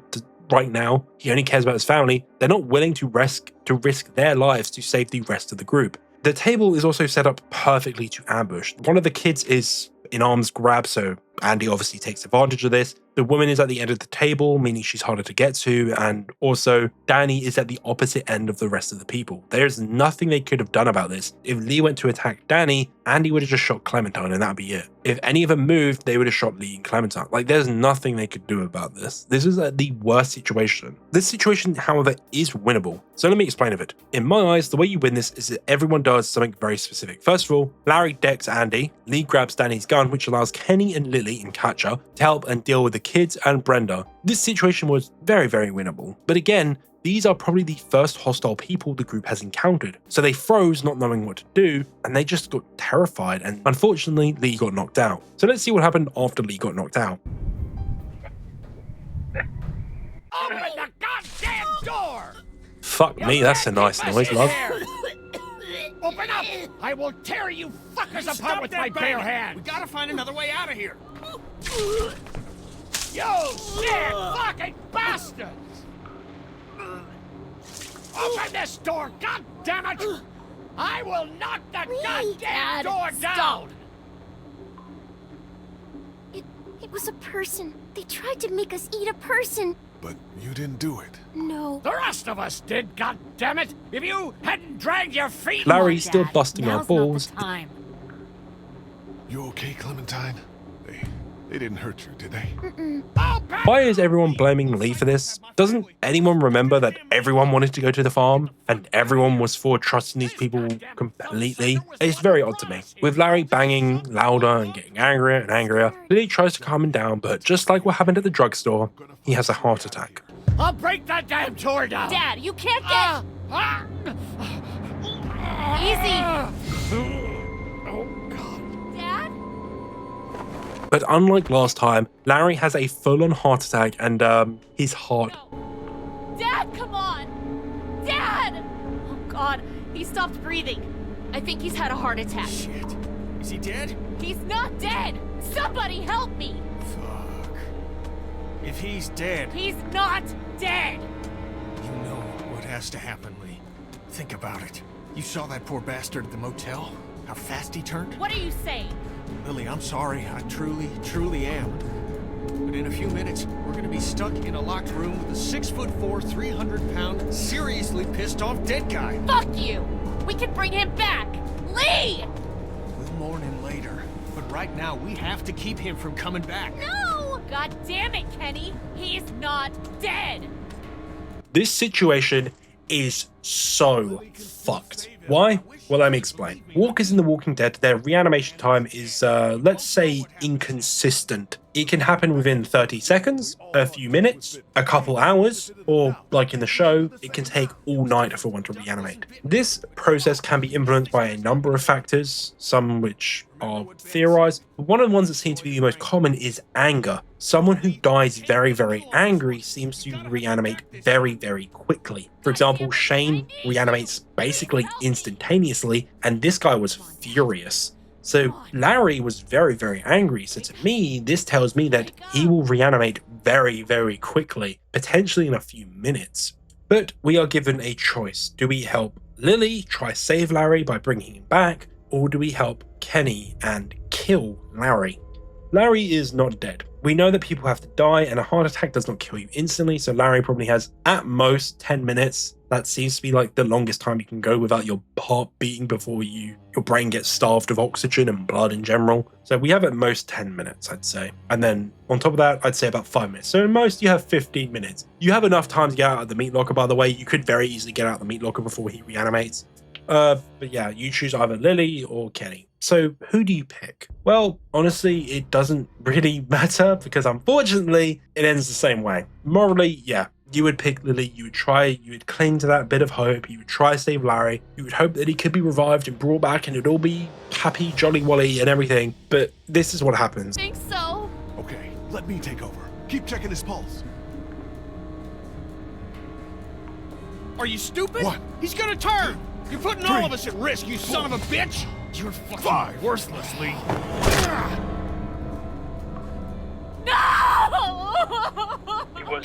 Kenny doesn't care. He will choose his own survival, and he bashes Larry's head in with the salt lick. He does not care.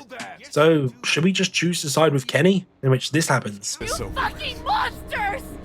Both of you! I don't want to see. I'm sorry, Lily. No! Get off me! Don't do this!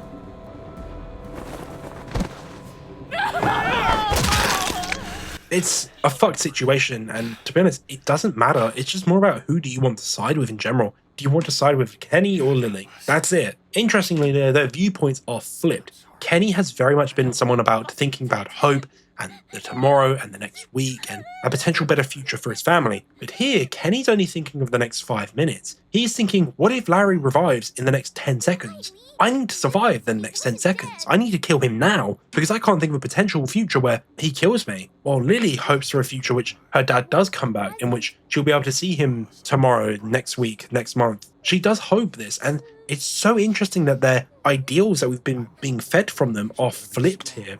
And to me, it makes more sense that if you side with Kenny in general with what he wants to do with leaving the motor in, you should side with Lily here because she's the one that does hope that he can be brought back. It's like Glenn says, if you lose that hope, what is the point of trying to save people in general? Because you believe everyone's going to die in the end, so why do we care? Me though? Larry's dead. He's not coming back. Something though that confused me a lot with this game in general though is when you administer CPR to Larry, he starts to breathe, but I swear to God, it sounds like a walker groan. Like it sounds like the very gravelly groan that the walkers do. I'll try to let you guys hear it. I'll try to play it here, but I swear to God I can hear it. Bitch! You're fucking worthless, Lee. But unfortunately, Larry's dead. CPR will not save Larry. Larry had a really, and I mean really bad heart attack. This is one where he lost consciousness completely, meaning his heart stopped entirely. And unfortunately, CPR doesn't restart your heart like that. He needs defibrillators, he needs paramedics, he needs the whole 9 yards. He needs the whole fucking hospital to come help him. CPR obviously stops them from dying and reduces the impact of your heart stopping and helps you get oxygen in your body a bit. But all things considered, Larry was going to die eventually. Even if Lily just kept at it and kept giving him CPR, he was fucked. This brother was dead. There was no hospital to come save him. There was no defibrillator to get his heart restarted again. He was dead, and it was just a matter of time before he turns. Unfortunately though, smashing his fucking skull in is not a good way to kill him, because this will traumatize Lily and she will hate Kenny and potentially you if you sided with Kenny for doing this. But honestly, it's the only way to ensure that everyone in the meat locker stays safe. So I can't really blame Kenny in general. They know so little about the walker's reanimation, and the only time they've seen someone turn into a walker, it was within like 10 minutes. So I don't blame him in general. I do think it was a bit much to just bash his head in like that. I think they should have let Lily take it a bit and then basically make her realize like he ain't coming back. It's done. We don't have anything to save him with. Not pull her off and then smash his head in. Like, there was definitely a better way to handle this. Clementine. Clem. You okay? Why, Lee? Lily said he wasn't dead. Despite Lee's best efforts to protect Clementine from these sights, he has just exposed her to either a man or two men, and one of them being the father figure in her life, murder another man who was defenseless. As I said earlier, you'll start to think about what your actions will do to her. It's honestly a really sad thought, and it's so fucked. And even when you just want to side with Kenny in general because you prefer Kenny, you realize like, fuck, maybe I should think about what I'm actually choosing now. Well, we still need to find our way out of here. What now? You got any ideas? The air conditioner. There might be a duct behind it. So the air conditioner seems to be our best bet at the moment. So looking at it, we need some kind of screwdriver to get it off the wall. Screws. The multi-tool. Of course they took it. Shit. Maybe there's something else we could use. I've got a rock. A rock won't help. But a coin might do the trick. Do you have a coin? With the coin being brought up, and Larry did state earlier that he had coins on his back pocket. So why can't you just leave me alone? I'm sorry, Lily. But if we're gonna get out of here, we need your help. And Larry's. I think I may have found a way out of here, but I need something to remove the screws on the air conditioner. If you had something I could use as a screwdriver, a coin or something. No. What about him? Look, I know this is a terrible time for it, but back at the motor inn, Larry mentioned something about keeping coins in his pockets. In other words, my father's more useful to you dead than alive. If he was alive and had the key to getting us out of here, do you think he'd keep it to himself? What do you want? My blessing to loot his corpse? Your permission. Do what you have to do. Yeah, not a good sight, but don't worry, even if you help her, she still gets really angry at you for trying to loot or take things off Larry. Eventually, we do get the coins of Larry, which we can use to remove the aircon unit off the wall.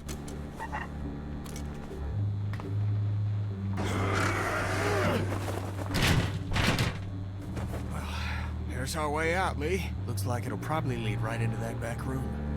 It's too small for us to fit through. I can do it. With Clementine offering her help, she does just that, proving that she is a reliable, brave young girl. You think you can do this? I'm scared. It's okay to be scared. We need you, Clementine. Okay.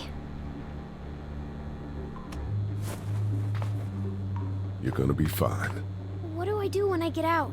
See if you can get to the other side of that door and open it. I really like this scene in general with Clementine because it shows to us that she has grown a lot as a person, especially a young child in the apocalypse.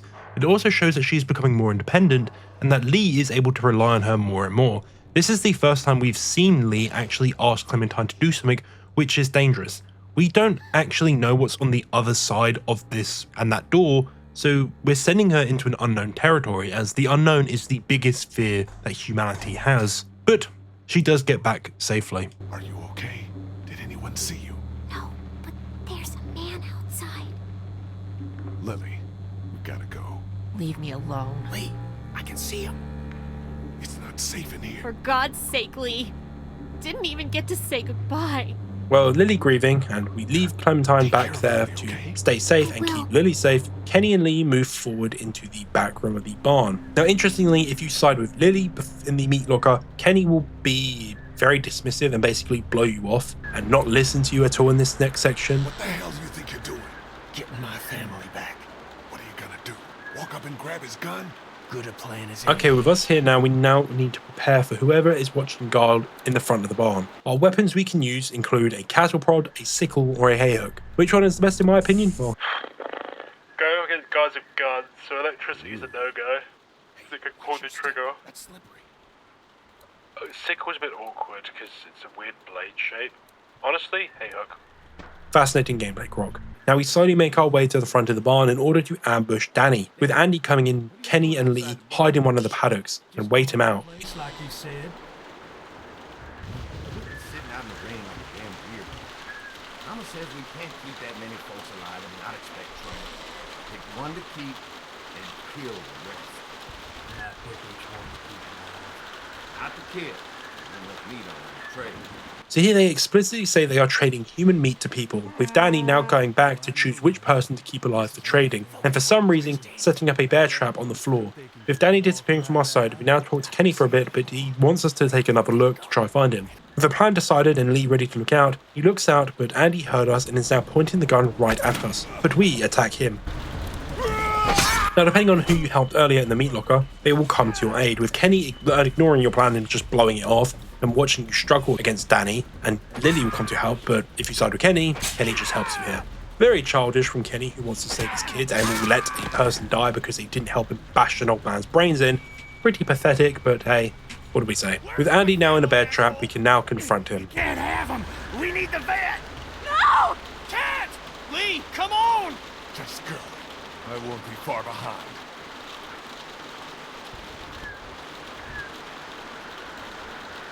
So here we get the decision on whether or not to kill Andy. So of course this links back to the question of how far are you willing to go in order for survival. Leaving the St. John brothers alive could them getting revenge on you in the future. and potentially hurting others who go to them for aid. But Andy here is defenseless. Would you be willing to kill a man who is clearly not able to fight back just to prevent a potential future where he comes for revenge? Now, while most people would think killing him is just a net positive, we now have to think about what this action will spell out to Clementine. Clem will not see this way. She will just see us kill a man in cold blood because she does not understand that we are doing this to stop a potential future. Two bads do not make a right. Well, yes, he is despicable. You should really teach Clementine to not be super aggressive with people and just kill people who wrong you in a slight way. Because this could mean that in the future, if someone does something slightly bad to her, she will just kill them for it. But also, if we kill Danny, we tie back into us being controlled by our rage from chapter 1. We turn back into that murderer that Lee was at the start of chapter 1. The one that killed the senator and the one that is completely defined by his past. And in my eyes, Lee doesn't want to be this anymore, and we should try to create a better future and one that defines him in a better light, one which Clementine can look up to. Letting hope, in my eyes, win and not survival. Lee should not kill Danny here. Or fuck that guy, survival of the fittest, and skewer him with a pitchfork. But again, the idea of survival versus hope, a key theme of The Walking Dead in general, that keeps getting repeated this chapter. With Kenny running out with the screams of his family, we now make our way outside the barn, and depending on who you saved in chapter 1, either Carly will approach killing a walker, or Doug will... Doug!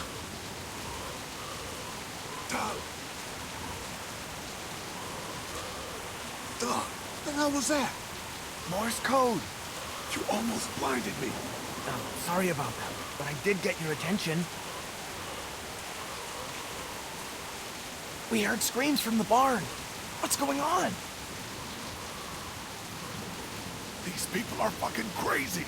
I knew it. I told you we couldn't trust them. Where is everybody? What can we do to help? Larry's dead. They chopped off Mark's legs and tried to feed him to us. Jesus, that's sick. They've still got Duck and Katja in the house, and I don't know where the fuck Kenny is. All right, we're coming in to help. No. If we storm the house, we'll cause a panic. You two try to find a way around to the back. I'll head to the front. Okay, what about Carly? We were coming up to the house. Yeah, it's a bit of the same for both of them. Basically, they say the same lines and they fill the same role, and it's a bit of a shame. It's like I said in chapter 1. While moment to moment things are said slightly differently and some of the things are a bit different and some future scenes will be different, the overall story remains very much the same. They don't have a big impact on the actual events of the game. Now, the pair now finding another way in, we hear screaming from the house, so we slowly approach it. Andy going around back with the boy is obviously him taking Duck out, and Katja screams that they don't take Duck with them. Approaching the door, Brenda approaches and calls out to Andy or Danny, but we can try to trick her. That is me. But we can't, and she now has a hostage. We have to slowly approach her and avoid her shooting us in general and choose our words carefully. But slowly over time she'll move up the stairs slowly and surely, and Mark, who is now a walker, will grab her, get a bit of a munch out of her. With Katja, we hear shouting from the front. Said don't move, asshole! Don't you fucking hurt him! Oh my god! Let him go, goddammit! That ain't gonna happen! Andy, don't! Shut up! This is not a good situation to be in. Kenny is now got a bullet in his stomach and he has the gun training us, the only fit man who is here who can fight. Because Katja seems a bit preoccupied with Kenny, and Lily is doing whatever Lily's doing. Calm down. What for, huh? All we wanted was some goddamn gasoline. Now Carly and Doug will get the drop on him with Carly shooting him or Doug shining a laser pointer in his eye, allowing Lee to grab his rifle and a scuffle ensues. Falling down the hill, Andy gets the upper hand and grappling Lee starts to push his head onto the electric fence. Now if you helped Lily earlier, she will shoot Andy and allow you to get the upper hand, but if not, she ignores you and lets whatever's happening happen, and Lee has to save himself. And he now lets his rage get the better of him, beating Andy, and I mean beating him very, very badly. And the next scene to me is made a lot better with Carly. Now this moment to me is when Lee chooses whether he wants to be the rageful man he was, or if he wants to try turn over a new leaf. If you save Doug, Lee just stops this on his own. He doesn't need anyone to pull him back, but I don't think this should be a thing. Andy is the worst of the two brothers. While Danny is weird, Andy is the more methodical and conniving one. The one that we should hate a lot more. And if we saved Carly, Carly tells us to stop and pulls Lee back from his rage, calming him down.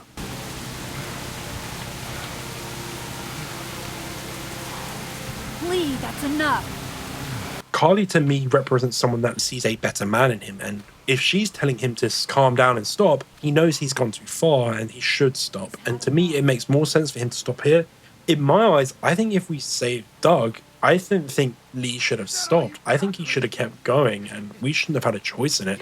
I think Carly is genuinely the character that does bring Lee back and helps him become that better man. But after this, and we are brought back and we start to walk away, we are given one last choice. We walk away, removing ourselves from the past that we once had and becoming a better man, or kill Andy, embracing it and using the rage to basically prevent him from coming back and attacking us. Either Lee is that murderous man who only knows violence and rage and lets his rage control him, or he becomes a better man for Clementine, who now wields his rage and anger against those who wronged him, but effectively, and uses it to just protect the ones he loves. Andy is done here, and if he somehow survives the incoming wave of walkers, his mother was dead and his brother is also dead or gravely wounded. And I think it's fitting he's left to become a walker, a monster amongst those who also eat humans. He joins those he is most like.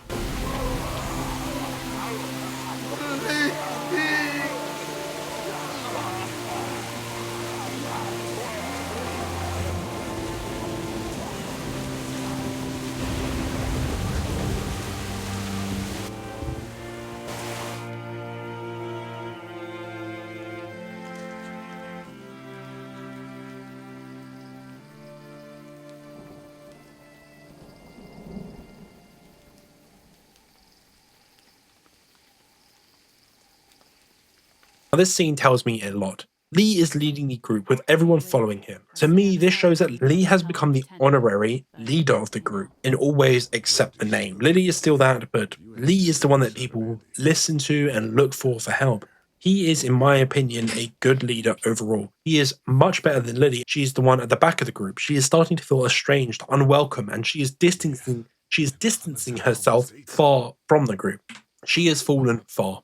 Once standing on par with Lee in the group, now no one looks to her to lead. This fucking world now. It's hiding just unspeakable shit at every turn. Katja managed to grab this while she was in the house. She said it was with your stuff. Yeah. I found it while I was looking for the people who shot Mark. Do you want it? Why don't you keep it? Sometimes it helps to have something you can document your thoughts on.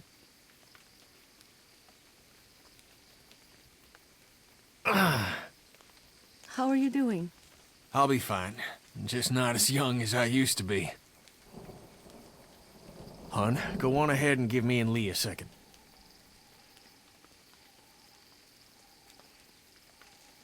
There's gonna be fallout. Kenny knows Lily will not be happy with what, so Kenny makes it clear that he plans on leaving once they get back to the motor inn. He knows that he wants to just sort his life out and get his family someplace safe. I'm with you, Kenny. We'll do what has to be done. You're damn right. Listen, that RV back at the motor inn is just about ready to roll. The thing I that I want you don't to like come about with the us. one thing I I don't mean like it. about it is Okay. even if you side with Yeah. Lily, it doesn't change a fucking Come on, Clementine. You still end up Stay staying with close. Kenny. Lee, Most of the game. are those bad people dead? This is the moment where you have to tell Clementine how you want her to perceive what we did. If you killed the brothers, you explain to her why you did it. If you left them alive, you can explain to her that we don't know if they lived or died. We left them alive, and if they want to live, they will live because they will have the will to live. But the walkers are obviously the biggest detriment to their lives now. Now, a noise in the woods can be heard, a car beeping. A car? Oh god, not more strangers. Ben really got sidelined straight away.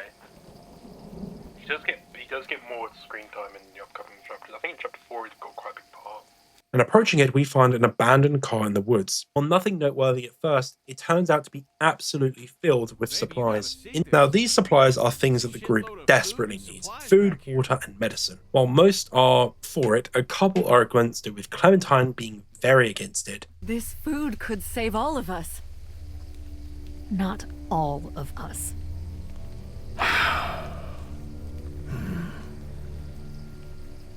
Look, we don't know if these people are dead.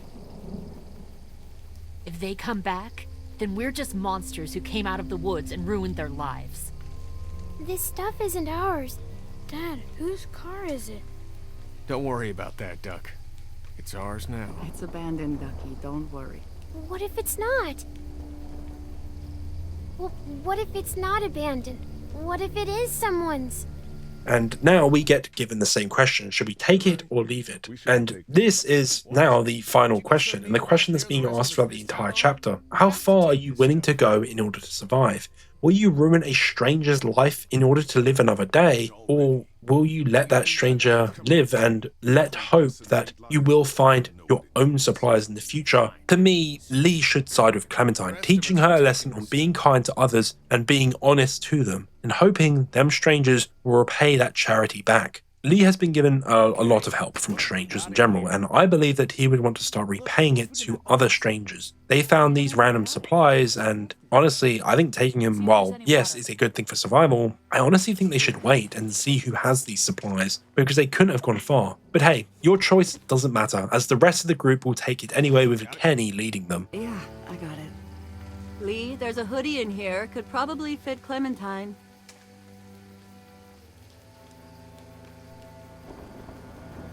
She's good, thanks. Whatever, man. It's gonna get cold out eventually. Hey, there were some batteries in one of those boxes. I thought they might work in your camcorder. Here, you can have some too.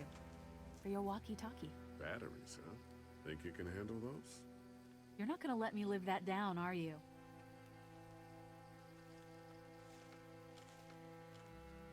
Oh, God. Lee, you're gonna want to see this. Carly now getting the camcorder working somehow. We see that Jolene was actually spying on the motel, and yes, she was very delirious, and she was saying she was protecting the motel from the bandits by giving them food and keeping them happy. But also the bandits are apparently Jake, Bart, Linda, and all y'all fucking sickos from the Save Lots. They call y'all bandits, but you're fucking racist. She also gives us a warning about the bandits in general, and with the dairy. The bandits were happy because they were getting food from the dairy which Jolene was providing them. But with her dead and the dairy out of commission, it will mean the bandits will now start to hunt for a new source of food, hinting at what will be our next big problem in the next chapter. And this now ends the chapter in general. Overall, I love Chapter 2 of Telltale's The Walking Dead. In my opinion, it asks the key question in every piece of Walking Dead media. How far are you willing to go to survive, and do you choose to hope for a better future in general, or do you just focus on surviving day to day? It's a question that is always brought up, and it is something that is often asked at the very start of the apocalypse, and I love it. But it also shows us very clearly the effect that Lee has on Clementine, and also now sets up that other humans will now be our bigger threat than the walkers themselves. Our group has become very familiar with walkers in general, and we're not that scared of them anymore. But humans are the worst enemy. Walkers are just animals in general. Humans are smart. They will outwit us and they will try to take what we have. Walkers just want our flesh, but humans will willingly starve us out to get a bit of scrap from us. In my eyes as well, this chapter is very well written. The St. Johns are some of the best written villains in general and are my favourite villains in the entire Telltale series. They're believable, realistic, and they're written really well. You understand where they are mentally and why they're eating people, but you yourself can't agree with it. But also comparing it to the earlier chapter with Herschel, which I believe is very intentional by having Herschel in the first chapter, and then we have another farm we meet, clearly meant to bring you in with that false sense of security and make you feel more comfortable because you've already met a farmer. I genuinely love it. This is such a good chapter, and in my eyes, it's peak Walking Dead storytelling. So to end it, if the last chapter was very much about maintaining hope and hoping for things to go back to normal and everything like that, this chapter is very much asking the question of how far will you go for survival, and are you willing to focus on the next few months and finding a better future for them months, or are you just focused on the day-to-day survival of things? Do you just want to find enough food for today, or do you want to set up a way to survive for the next few years? Two completely different ways of surviving the apocalypse, but neither are wrong, as both can work. But in addition to this, we also get a lot of great character development from the main cast themselves. We see Lily starting to degrade and her mental state is starting to become very poor. She's becoming at odds with almost the entire group and no one's agreeing with her. Kenny is starting to take a more of a leading role, wanting to get his family out in somewhere different with potentially more supplies. And Lee is starting to challenge that man that he once was and become a better man for Clementine. Clementine is learning how to deal with things on her own as well, being an actual help to the group as well, and starting to adapt to the world that they are living in now. And Carly and Doug act more as friends to Lee, with Carly being that person that pulls him back out of his rageful state and proves to him that he can be a better person. Honestly, all the characters are amazingly written in this chapter, and I love all of them, even the ones I haven't mentioned, and some of them didn't get a lot of screen time here, mainly Mark and Ben, but Ben will definitely get some more time to grow in future chapters. Next time on CritCroc. Macon is done, pal. Ain't nothing left. We gotta get the hell out of here. Lee, I need you to back me up on this. Is this all you got? I told you this town is tapped. Do you have any idea what we had to do to get all that? We need to leave. Duck was asking about the farm last night. Not much phases. It's starting to add up. I need to get to the coast. Get him out of all this madness. Lily's not doing so good, huh? But we killed her dad. We did kill her dad. Maybe people out there got things lined up better. Better than us, at least. Could be folks who have all this shit figured out. Do people get mad when they're scared? Sometimes, yeah, they do. This is crazy. I'm the one keeping this group going. We can sort this all out, all right? We can sort this out. I'll tell you what we need to sort out. We can't let one person fuck this up for everyone else.